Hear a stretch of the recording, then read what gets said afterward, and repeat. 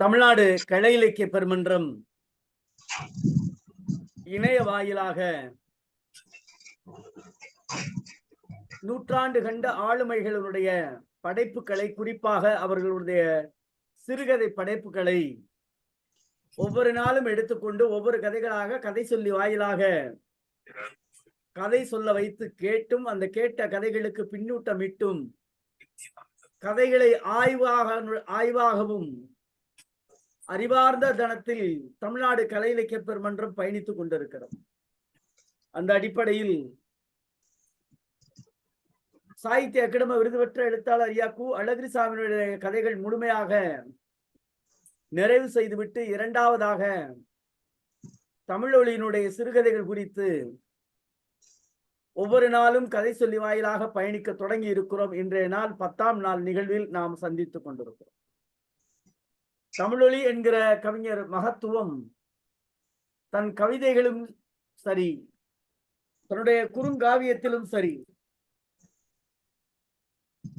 சிறுகதையிலும் சரி, யதார்த்த வாழ்வியலில் உள்ள இன்னல்கள் பலவற்றை பரவலாக எடுத்துரைக்கின்ற பன்முக தன்மை கொண்ட படைப்பாளி ஆவார்.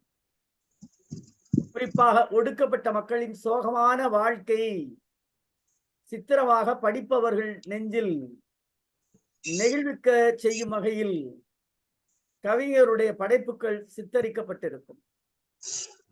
அவருடைய காவியங்களும் சிறுகதைகளும் பெரும்பான்மையாக துன்பியல் முடிவுகள் கொண்டதாகவே பதிவு செய்திருந்தாலும், அதற்தான் யதார்த்தமானது, நிதர்சனமானது, உண்மையானது என்று நாம் பார்க்க வேண்டிய கடமையும் நமக்கு இருக்கிறது. அவரின் வாழ்க்கை சூழல் அப்படி. சொகுசு மாளிகையில் இருந்து கொண்டு கற்பனைகளில் மிதந்து அவர் தம் இலக்கியங்களை படைக்கவில்லை. அந்த பார்வையில் அவர் நோக்கவும் இல்லை. அவர் வாழ்ந்த காலகட்டங்களில் அவருடைய வாழ்வியலும் சரி,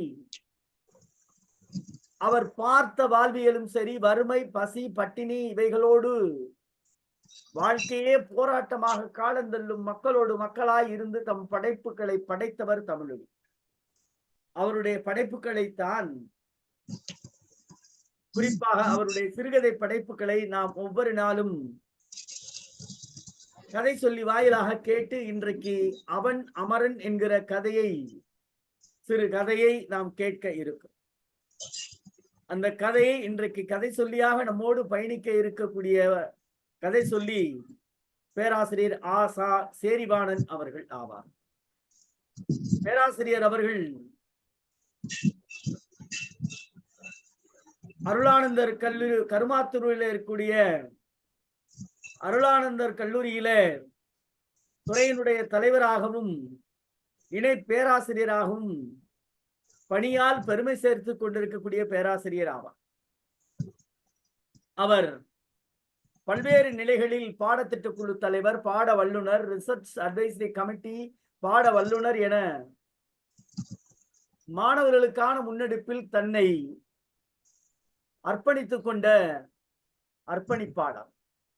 குறிப்பாக கல்லூரி பாடத்திட்டத்தில் அவர் 10க்கும் மேற்பட்ட கதைகள், புத்தகங்கள், நூல்கள் பாடமாக இடம்பெற்றிருக்கிறது.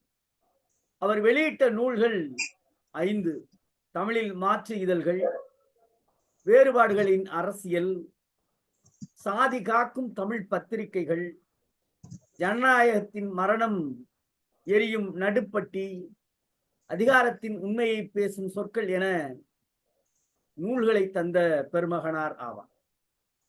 அவர் ஏறக்குறைய 11 நூல்களில் பதிப்பித்து வெளியிட்ட ஆசிரியர். அவர் அணிந்துரை எழுதிய நூல்களின் பட்டியலை எடுத்துக்கொண்டால் 51 நூல்களுக்கு மேற்பட்டு அணிந்துரைகளை தந்திருக்கிறார். அவருடைய கட்டுரை தொகுப்புகள் வந்த நூல்கள் 14க்கு மேற்பட்டவை ஆகும். அவர் பங்கேற்றும் கருத்தரங்கங்களில் கட்டுரை வாசித்தது 29-30ற்கு மேற்பட்டவை ஆகும். தமிழில் தலித் இதழ்கள் என்னும் ஆய்வு திட்டத்தில் பல்கலைக்கழக மானிய குழுவினுடைய நிதி நல்கை பெற்று கிட்டத்தட்ட 7,99,600 ரூபாய் நிதி நல்கை பெற்று முதன்மை நெறியாளராக பணி செய்த பர்வகனார். குறிப்பாக அவரை சொல்ல வேண்டுமென்றால் பல்வேறு கருத்தரங்கங்களை ஒருங்கிணைப்பு செய்திருக்கிறார். ஒருங்கிணைப்பாளராக 4க்கும் மேற்பட்ட கருத்தரங்கங்களில் ஒருங்கிணைப்பாளராக இருந்திருக்கிறார். அவர் பல்கலைக்கழகங்களில் ஆற்றிய, கல்லூரிகளில் ஆற்றிய, பிற இடங்களில் ஆற்றிய, இலக்கிய அரங்கங்களில் ஆற்றிய சொற்பொழிவுகளின் எண்ணிக்கை ஏறக்குறைய 55ஐயும் தாண்டும். தனியாக இலக்கிய சொற்பொழிவுகள் என்று எடுத்துக்கொண்டால் பட்டியலை வரிசைப்படுத்துவது கடினம் என்கிற அடிப்படையில் 112க்கு மேற்பட்ட இலக்கிய உரைகள் நிகழ்த்தியிருக்கிறார். 4க்கும் மேற்பட்ட நூல்களில் பத்திரிகை ஆசிரியராக இருந்திருக்கிறார். அவர் பல்வேறு கலை இலக்கிய அமைப்புகளில் உறுப்பினராகவும் தமிழ்ச்செம்மல் விருது 2016 விருது பெற்றிருக்கிறார். மாணவர் மனம் கவர்ந்த ஆற்றல் மிகு பேராசிரியர் விருது 2017, பேராசிரியர் ரத்னா விருது 2018, திருவள்ளுவர் விருது 2018 என பல்வேறு விருதுகளின் அடையாளமாக பெருமையாக இருக்கக்கூடிய பேராசிரியர் நம்முடைய பேராசிரியர். அவர் பயிற்சி பட்டறைகள், கருத்தரங்குகள் என 21க்கு மேற்பட்டு செய்திருந்தாலும் நம்முடைய தமிழ்நாடு கலை இலக்கிய பெருமன்றத்தினுடைய திண்டுக்கல் மாவட்டத்தினுடைய பெருமைமிகு உறுப்பினர் என்பதில் நாம் மற்றற்ற மகிழ்ச்சி அடைகிறோம் தோழமைகளை.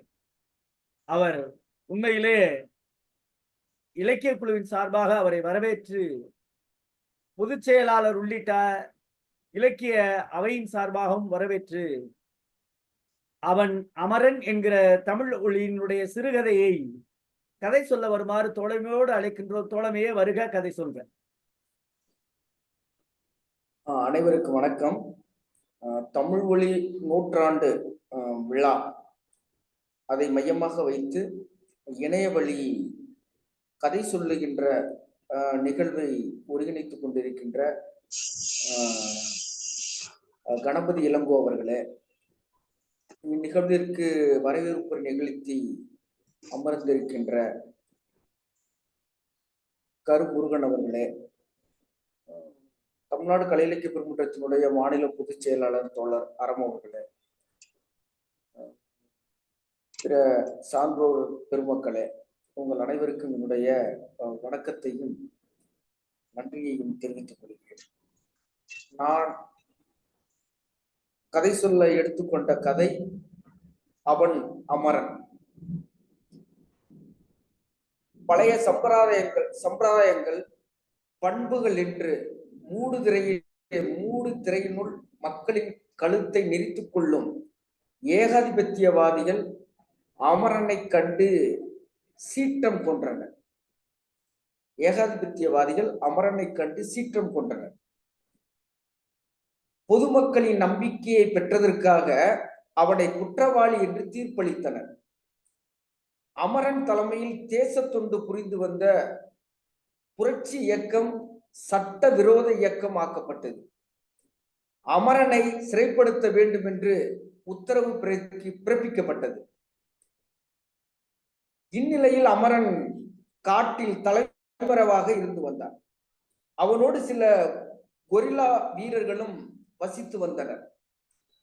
மரத்தடிகளும் மலைச்சாரல்களும் அவர்களுடைய மந்திராலோசனை மண்டபங்களாக விளங்கின. அவர்கள் மானிட சமுதாயத்தின் துன்பத்தை நீக்குவதற்காக தங்களுடைய நலங்களை பலியிட்டு கந்த மூலாதிகளை புசித்து காட்டில் பற்றற்ற ஞானிகளாக வசித்து வந்தார்கள். அவர்களை பிடிக்க ஆளுவர்க்கம் எடுத்த முயற்சி பலிக்கவில்லை.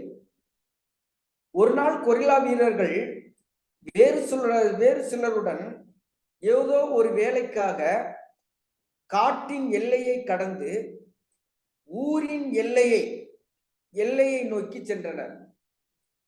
அமரன் அன்றைக்கு குறித்திருந்த இடமாகிய புதற்காட்டின் அருகே உட்கார்ந்து கொண்டிருந்தான்.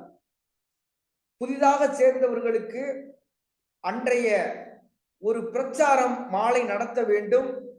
எப்பொழுது மாலை நேரம் ஆகும் என்று எதிர்பார்த்து கொண்டிருந்தான். அந்தி பொழுது சாய்ந்து கொண்டிருந்த நேரத்தில் பறவைகள் சிறகடித்து கொண்டு கூடுகளில் வந்து அடைந்து கொண்டிருந்தன.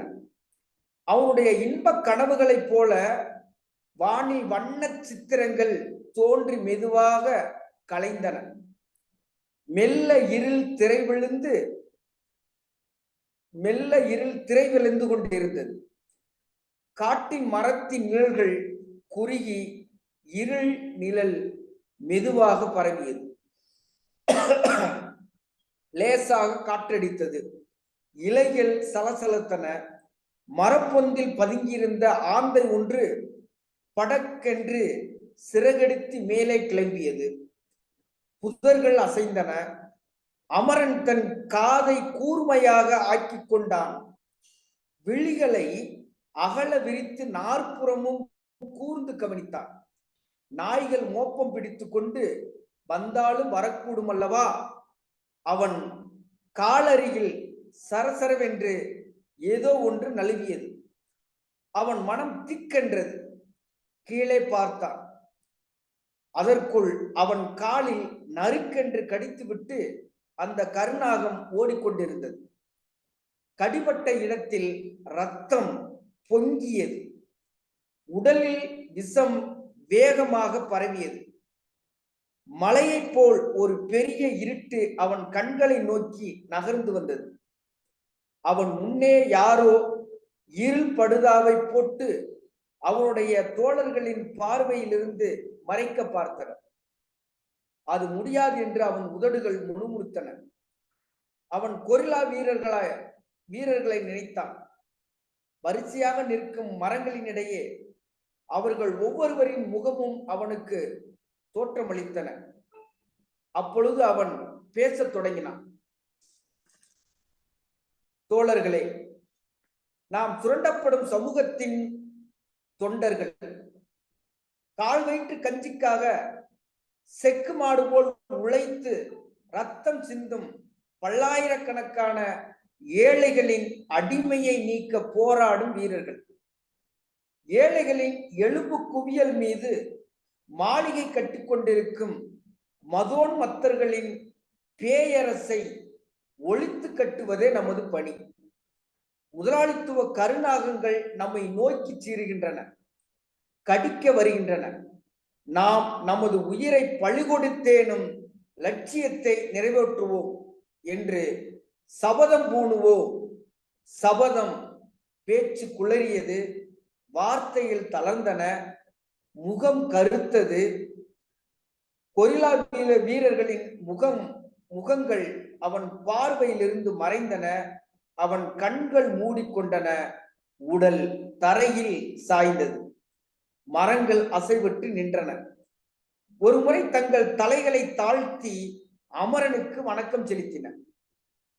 ஒரு மரத்தின் அடியில் அந்த கருநாகம் தலையை தூக்கி கொண்டு நின்றது. அமரன் அருகே இருந்த புதற்குள் இருந்து கீறு ஒன்று வெளிவந்தது. அது அமரனை சுற்றி வலம் வந்தது. முகத்தருகே சென்று உற்று பார்த்தது. தரையோடு தாழ்ந்து பணிந்து வணங்கிவிட்டு நிமிர்ந்து நின்றது. கீரியின் மீசை துடித்து, விழிகளில் தீப்பொறி பறந்தது. முகம் சிவந்தது. மயிர்கால்கள் குத்திட்டன. ஒரே பாய்ச்சலாக பாம்பை நோக்கி பாய்ந்தது. அடுத்த வினாடியில் பாம்பின் உடல் இரு துண்டாகி நிலத்தில் விழுந்தது. கீரியின் வாய் இரத்தத்தால் சிவப்பேறியது. அவன் விழிகள் இருளை கிழித்து வீர ஒளியுடன் பிரகாசித்தன. அமரனின் சொற்பொழிவை கேட்டு வீறு கொண்ட கொரில்லா வீரனைப் போல் அது தோற்றமளித்தது. எந்த இடத்திலும் கருநாகங்கள் வாழ்கின்றன. அவற்றை தீர்த்து கட்ட கீரிகளும் தயாராக இருக்கின்றன. கொரில்லாக்கள் தக்க சமயங்களில் தங்களுடைய எதிரியை ஒழித்து விடுவார்கள். கீரி மீண்டும் அமரனின் அருகே ஓடி வந்தது. அவன் உடலை சுற்றி வலம் வந்தது. அதன் விழிகளில் நீர் மல்கியது. மரங்களிலிருந்து பழுப்பிலைகள் கண்ணீர் துளிகளைப் போல் அமரன் உடல் மேல் உதிர்த்தன. நாட்டு மக்களின் விடுதலைக்காக காடுகளிலும் புதர்களிலும் குடியேறி உயிரை திறனமாக மதித்து மரணமடைந்த வீரனுக்கு மரங்கள் தங்கள் கடைசி அஞ்சலியை தெரிவித்தன. நாட்டின் வீர புதல்வர்கள் எவ்வளவு துன்பப்படுகிறார்கள் தாயே என்று வானத்தை நோக்கி முறையிட்டு கொண்டு இருள் மௌனமாக அழுதது. ஊரின் எல்லைக்கு சென்று தங்கள் காரியத்தை முடித்து நிறைவேற்றிவிட்டு கொரில்லா வீரர்கள் விரைவாக திரும்பி வந்தார்கள். வெற்றி களிப்பில் அவர்கள் அமரனின் சேவையை போற்றும் புரட்சி பாடலை பாடிக்கொண்டு வந்தார்கள். அப்பாடலின் கடைசி வரிகள்: அமரன் எங்கள் தோழன், தேசத்தின் சிறந்த தலைவர், எங்கள் உயிர் இருக்கும் வரையிலும் நாங்கள் மடிந்துவிட்ட பின்னரும் அவன் நெடுநாள் வாழ்வான், ஏனெனில் அவன் அமரன். இந்த உலகம் அவனை வாழ்த்துகிறது, நாங்கள் அவனுக்கு வீர வணக்கம் செலுத்துகிறோம். நன்றி.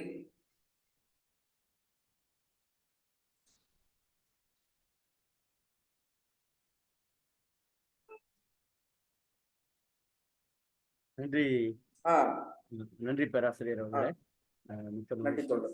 ஒரு அந்த கதையினுடைய போக்கிற்கு ஏற்றாற் போல கதையை கம்பீரமான குரலில், ஏன்னா ஒரு நிகழ்வை அல்லது அடித்தட்டு மக்களின் வாழ்வியலை பேசுகின்ற பொழுது அந்த கதையினுடைய ஓட்டமாக இருந்தாலும் சரி, அதை அந்த குரலில் வலிமை இருக்க வேண்டும். ஏனென்று கேட்டால் ஏதோ போறோம் ஒரு ஒரு ஒரு ஒரு ஒரு மெல்லிய நடை போல இல்லாமல் ஒரு கம்பீரமான குரலில் இந்த கதையை சரியாக பதிவு செய்தீர்கள். அதற்கு தமிழ்நாடு கலை இலக்கிய பெருமன்றத்தின் சார்பாக நெஞ்சம் நிறைந்த வாழ்த்துக்களை நாம் பதிவு செய்கிறோம் தோழமையே. வழக்கம் போல் பின்னோட்டத்தால் பெருமை சேர்க்கிற தோழர் நம்முடைய கவிஞர் ரவீந்திர பாரதி அவர்கள்.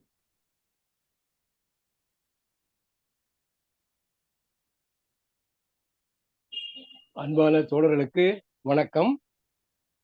பேராசிரியர் அவர்கள் மிக அருமையாக கம்பீரமான குரலில் ஏற்ற இலக்கங்களோடு தெளிவான உச்சரிப்போடு கதையை மனதில் பதியுமாறு கூறினார். ஒரு சின்ன கதை தான். அக்காலத்திலே பொதுவுடைமை இயக்கம் தடை செய்யப்பட்ட காலத்தில் தோழர்கள் தலைமறைவாக வாழ்ந்தார்கள். இது ஒரு வகையில தீவிரவாத பொதுவுடைமை இயக்கங்களுடைய கதை போலவும் இருக்கிறது. ஆனாலும் கூட அக்காலத்தில் தலைமறைவாக இருந்த கிருஷ்ண சகாவ் என்ற தோழருடைய வாழ்க்கையை இது பிரதிபலிக்கிறது என்று ஒரு குறிப்பில், அந்த கதையின் மேல ஒரு குறிப்பிலே எழுதப்பட்டு இருக்கிறது. தலைமறைவு வாழ்க்கையிலே தங்களுடைய தோழர்கள் எப்படி தங்களுடைய வாழ்க்கையை, உயிரை அர்ப்பணித்தார்கள், தங்களுடைய லட்சியங்களுக்காக தங்களுடைய உயிரை திறனமென மதித்து அவர்கள் உயிரை பற்றி கவலைப்படாமல் மக்களுடைய விடுதலைக்காக, உழைக்கும் மக்களுடைய விடுதலைக்காக பாடுபட்டார்கள் என்பதை மிக அழகாக ஒரு பிரச்சார நெடியின்றி இயற்கையை அழகாக வர்ணித்து, அந்த மரங்களை, இருளை, வானத்தில் ஏற்படக்கூடிய அதிசயங்களை, மாற்றங்களை, புதற்காடுகளை, அந்த அமரனின் மீது கண்ணீர் துளிகளைப் போல அந்த மரத்தின் பழுத்த இலைகள் உதிர்வதை எல்லாம் கவித்துவத்தோடு, அதே நேரத்தில் புரட்சிகர உணர்வோடு இந்த கதையை தமிழ்மொழி அவர்கள் அமைத்திருக்கிறார்கள். அந்த கதையை ரொம்ப அற்புதமாக சொல்லியிருக்கிறார். அதுல ஒரு குறியீடு பாருங்க. அமரனை கருணாகம் தீண்டி விடுகிறது. அமரன் இறந்து விட்டான். இறப்பதற்கு முன்னாலும் தங்களுடைய தோழர்களுக்கு வீர உரையை, அவனுடைய புரட்சிகரமான உரையை நிகழ்த்தி விட்டுத்தான் அவன் உயிர்ப்புகிறான். ஆனால் அந்த கருணாகத்தை ஒரு கீரி அவனை சுற்றி வலம் வந்து, இது ஒரு குறியீடு பாருங்க, அவனை சுற்றி வலம் வந்து அவனை வணங்கி அதன் பிறகு அந்த கருணாகத்தை துண்டு துண்டாக. வீரர்கள் இறக்கலாம், ஆனால் லெனின் சொன்ன மாதிரி மனிதர்கள் இறக்கலாம், ஆனால் மனித குலம் இறக்காது, அழியாது. அதுபோல தோழர்கள் இறக்கலாம், வீரர்கள் இருக்கலாம், ஆனால் தொழிலாளி வர்க்கம் மறிக்காது. தொழிலாளி வர்க்கம் இருந்து கொண்டே இருக்கும். அவன் மறித்தாலும் அவனுடைய தோழமைகள் அந்த முதலாளித்துவம் என்கிற கருணாகத்தை வெட்டி வீழ்த்துவார்கள் என்பதுதான் இந்த குறியீடு, இந்த கதையினுடைய குறியீடு. அந்த கீரி பாம்பை துண்டாக செய்வதனுடைய குறியீடு. அது மீண்டும் வந்து இவனை வழங்குகிறது. மிக அற்புதமான கதை. ஒரு சின்ன கதை தான். ஒரு புரட்சிகரமான கதையை எவ்வளவு கலைநயத்தோட சொல்ல முடியும் என்பது தமிழ் மொழியினுடைய மிகப்பெரிய மேதமை. அந்த மேதமை நிறைந்த அந்த கதையை நம்முடைய பேராசிரியர் அவர்கள் மிக அற்புதமாக சொல்லியிருக்கிறார்கள். அவருக்கு என்னுடைய வாழ்த்துக்களையும் நன்றிகளையும் தெரிவித்துக் கொள்கிறேன். நம்முடைய கலை இலக்கிய பெருமன்றம் நாள்தோறும் இந்த இலக்கிய பணியிலே செம்மாந்த நிலை போட்டுக் கொண்டிருக்கிறது.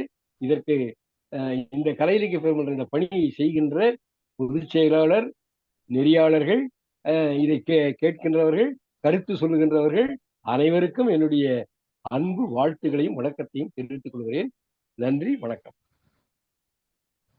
நன்றி மேனாள் பொதுச் செயலாளர் அவர்களே. அடுத்ததாக சிவசுப்பிரமணியன் தோழர். தோழர்கள் அனைவருக்கும் வணக்கம். இன்னைக்கு கதை சொன்ன பேராசிரியர் சேரிவாணன் அவர்கள் அருமையாக கதை சொல்லியிருக்கார்.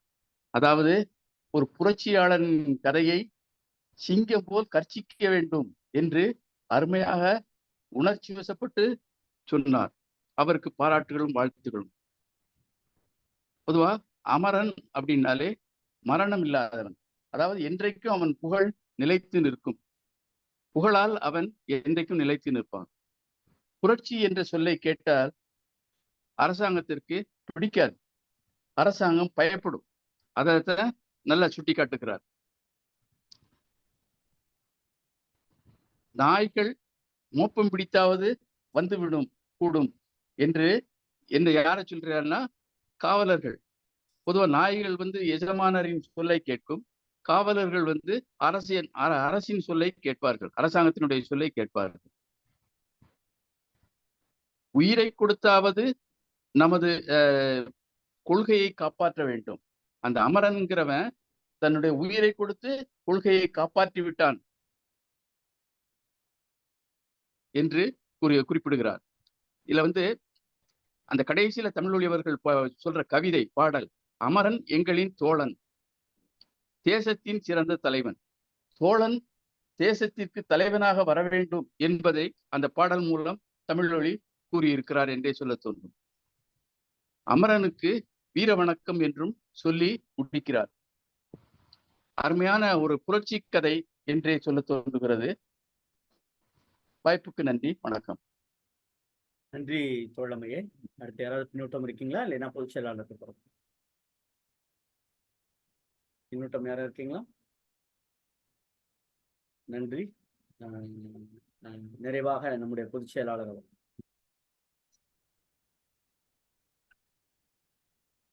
தோழர்கள் அனைவருக்கும் வணக்கம். தோழர் கேக்குதுல்ல? கேட்கிறது பொதுச் செயலாளர். இன்னைக்கு சேரிவாணன் தோழர் சொன்னது ரொம்ப பொருத்தமா இருந்தது. திண்டுக்கல்ல அவருடைய முயற்சியினால மிகச்சிறந்த ஒரு கருத்தரங்கம் நடத்தப்பட்ட தமிழ் மொழி குறித்து. அந்த டாபிக்கை நீங்க பாத்தீங்கன்னாலே தமிழ் மொழியை பத்தி முழுக்க தெரிஞ்ச ஒரு ஆளாலதான் அந்த டாபிக்கை டிசைன் பண்ணியிருக்க முடியும். அப்படி ஒரு தமிழ் மொழியினுடைய அத்தனை வீச்சுகளையும் பல்வேறு தரப்பட்ட ஆசிரியர்களுக்கு கொடுத்து ஒரு மிகச்சிறந்த கருத்தரங்கமாக அது நடந்தது. அதுக்கு காரணம் தோழர் சேரிவாணன் தோழர் அவர்கள் தான். அவருடைய அந்த தமிழொலி குறித்த முழு பார்வையும் அந்த கருத்தரங்கில் வெளிப்பட்டது. அதுக்கு முதலில் தமிழ்நாடு கலை இலக்கிய பெருமன்றத்தின் சார்பாக திண்டுக்கல் மாவட்ட குழுவிற்கும் தோழர் சேரிவாணன் அவர்களுக்கும் நன்றியை தெரிவித்துக் கொள்கின்றோம். இன்னைக்கு கதை ரொம்ப அருமையா சொன்னாங்க. அவங்க இயல்பா, ஏன்னா தமிழொலியை பத்தி ஃபுல்லா அவங்களுக்கு தெரிஞ்சதுனால எல்லா விதமான இதையும் சொன்னாங்க. இந்த கதை பொதுவா சகாவு கிருஷ்ணம்பிள்ளை அவர் கேரள கம்யூனிஸ்ட் கட்சியினுடைய இஎம்எஸ் நம்பூதிரிபாட் ஏகே கோபாலனோட கட்சியை கட்டினவர். அவருடைய 1920 ஒரு 42 வயசுல இறந்து போயிறார். 1906 பிறந்து 48 இறந்து போயிறார். தடை செய்யப்பட்ட காலத்தில் அவர் ஒரு நெசவாளர் வீட்டின் உள்ள படுத்துட்டு கட்சி கடிதம் எழுதிக்கிட்டு இருந்தப்பதான், தோழர்கள் கடிதம் எழுதிக்கிட்டு இருந்தப்பதான் பாம்பு கடிச்சிருது. இவரை சுத்தி போலீஸ் தொடர்ந்து கண்காணிக்கிறதுனால அவரை வெளியே கூட்டு போக முடியல. கூட்டு போறதுக்குள்ள இறந்து போயிறாரு. ஒரு அரை மணி நேரத்திலேயே இறந்து போயிறாரு. அந்த இதெல்லாம் அப்படியே கதையில தன்னுடைய கதைகளுக்குள்ள கொண்டு வந்துட்டாரு தமிழொலி அவர்கள். அதுல அந்த சகாவு கிருஷ்ணம்பிள்ளை குருவாயூர்ல ஒரு புனித மணி இருக்கும். அதை பிராமின் தாண்டி வேற யாருமே அடிக்க கூடாது. அந்த மணியை முதல்ல அடிச்ச நான் பிராமின் வந்து சகாவு கிருஷ்ணபிள்ளை. அந்த கேரளாவில் உள்ள ஒரு இவருடைய ஃபீல்டு ஒர்க் எப்படி இருக்கும்னு சொல்றாங்கன்னா, ஒரு 1930 700 பேர் இந்த காங்கிரஸ் வந்து 38 70,000 மாறுது. அந்த அளவுக்கு ஃபீல்டு ஒர்க் பண்ணக்கூடியவர். ஏழைகள் வீட்லயும், நெசவாளர் வீட்லயும், தொழிலாளி வீட்லயும், விவசாயி வீட்லயும் சகாவுன்னா தோழர்னு அர்த்தம். மலையாளத்துல சகாவுன்னா தோழர்னு அர்த்தம். சகாவுன்னாலே அவர்தான். கிருஷ்ணபிள்ளை தான் அவரு. சகாவு கிருஷ்ணபிள்ளை. இவரே சொல்றப்ப, இஎம்எஸ்ஏ சொல்றப்ப ஒரு அறிவு மையம் அப்படின்றார். அவர்தான் அறிவு மையம். அதாவது மேட்டுக்குடி மக்களுக்கான அரசியல்னு இருந்தப்ப அதை வந்து சாதாரண ஜனங்களையும் ஈடுபடுத்தினது வந்து அவர். அவங்க இந்த முதல்ல இந்த சோசியலிஸ்ட் காங்கிரஸ் கட்சி வந்தப்ப இஎம்எஸ் வந்து பொதுச் செயலாளராகவும், இவர் கேரள மாநில செயலாளராகவும் இருந்தாரு. சுந்தரையா நம்ம இங்க தெலுங்கானா போராட்டத்தினுடைய ஹீரோ, அவரோட இணைஞ்சி கட்டினவர். அவர் நினைவாதான் இந்த கதையை எழுதுனது. அந்த குருவாயூர் இதுல கூட மணி அடிச்சுக்கிட்டு இருக்கும்போது ஒரு ஆர்மி வச்சிருந்திருப்பாங்க. அந்த குருவாயூர் கோயிலை சேர்ந்த ஐயர்கள்லாம் அவரை வந்து முதுகுல அடிச்சுக்கிட்டு இருப்பாங்க. அந்த இதை அடிச்சதை ஜனங்க எல்லாம் பாத்துக்கிட்டு இருப்பாங்க. ஆனா இவரு தைரியமா அடிச்சுக்கிட்டே இருப்பாரு. என்ன அடிச்சாலும் அடி, மணியை வந்து அடிச்சு பாடுறா, நான் விடவே மாட்டேன்ட்டு அடிச்சுக்கிட்டு இருப்பாரு. அப்படி ஒரு குருவாயூர் சத்தியகிரகான்னு சொல்லுவாங்க அத. அந்த சத்தியகிரக போராட்டத்தில் ஒரு இத மையமாக இருந்த ஒரு தோழர் அவர் வந்து.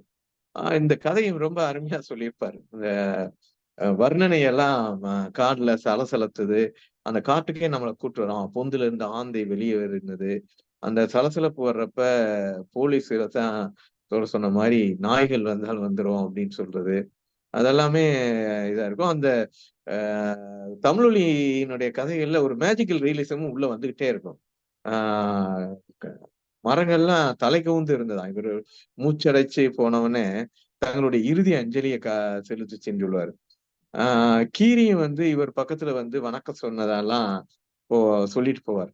அந்த கதையை வந்து கலைத்தன்மையோட அந்த ஒரு மேஜிக்கல் ரியலிசம் உள்ள வரும். அது தற்செயலா எழுதினாரான்னு தெரியல. இவருடைய அந்த உணர்வுகள்ல வர்றப்ப சாதாரண ஏழை எளிய மனிதர்களின் எலும்புகளின் மீது மக உன்னதமான பேயரசு கட்டப்பட்டு இருக்குன்னு ஒரு வார்த்தை வருது.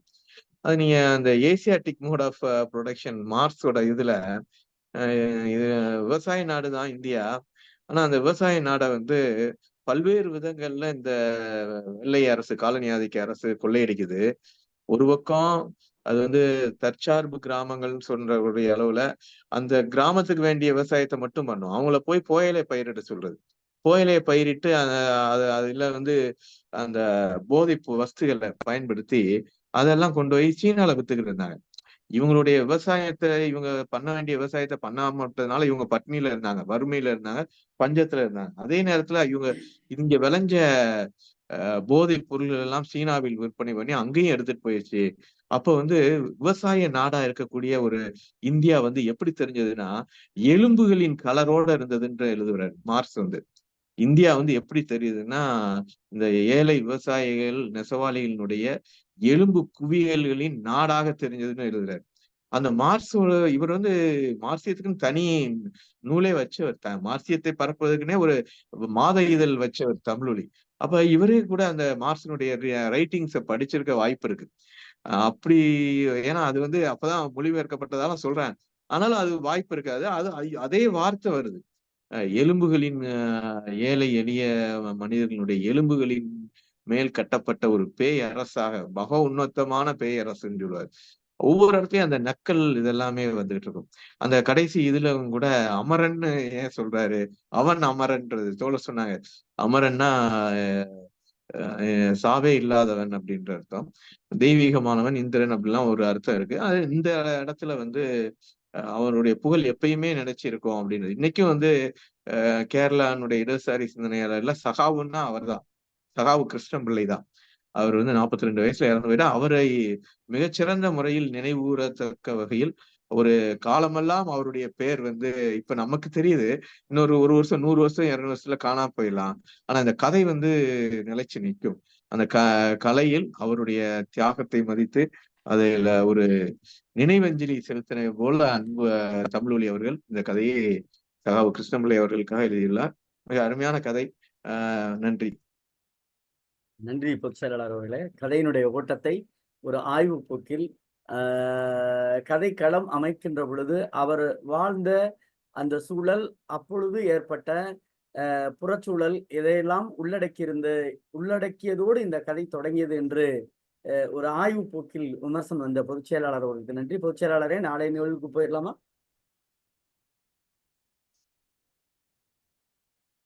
நாளை காதலுக்கு எதிரே தான் கதை.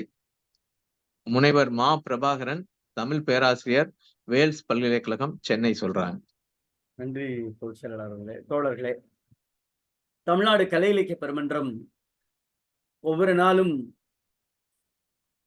நம்முடைய தமிழொலியினுடைய படைப்புகளை, குறிப்பாக அவருடைய சிறுகதை படைப்புகளை கதை சொல்லி வாயிலாக கேட்டும், அதை பின்னூட்டத்தால் அந்த கதையினுடைய போக்கு குறித்து நாம் இணைய வாயிலாக மக்கள் மனதில் பதிய வைக்கிற மகத்தான பணியை செய்து கொண்டிருக்கிறோம். அதுக்கு ஏற்றாற் போல நம்முடைய பேராசிரியர் சேரிவாணன் அவர்கள் இன்றைக்கு ஒரு சிறப்பான கதையை ஒரு ஆளுமையோடு, நம்முடைய சிவசுப்பிரமணிய சொன்ன வார்த்தைகளில் பயன்படுத்த வேண்டும் என்றால், கட்சிக்கும் குரலோடு சொன்ன விதம் என்பது கதை சொல்லிய அந்த கதையினுடைய கருவிற்கு அது சால பொருத்தமாகும். அந்த அடிப்படையில் இன்றைக்கு கதையை சிறப்பாக தந்த கதை சொல்லி சேரிவாணன் அவர்களுக்கு தமிழ்நாடு கலை இலக்கிய பெருமன்றத்தின் சார்பாக நெஞ்சம் நிறைந்த வாழ்த்துக்களை நாம் தெரிவித்து, தோழமைகளே, அன்பான வேண்டுகோள், ஒரு அடித்தட்டு மக்களினுடைய வாழ்வியலை படைப்பாக தந்த ஒரு போராளியினுடைய படைப்புகளை நாம் படிக்கின்ற பொழுது இன்னமும் பார்வையாளர்களை நாம் ஒவ்வொரு நாளும் தன் பங்கிற்கு குறைந்தபட்சம் ஒருவரையாவது இணைத்து கொண்டு நாம் பயணிக்க வேண்டும். அப்படித்தான் நாளை நிகழ்வு அமைய வேண்டும் என தமிழ்நாடு கலை இலக்கிய பெருமன்றம் எதிர்பார்க்கிறது. தோழமைகளே, ஒவ்வொரு நாளும் தமிழ்நாடு கலை இலக்கிய பெருமன்றம் முன்னெடுக்கிற இந்த நிகழ்வில் பங்கெடுக்கிற அத்தனை பேரையும் இலக்கியத்தால் இரவு 8 மணிக்கு இணைவோம். நன்றியும் வாழ்த்துக்களும். நன்றி, வணக்கம்.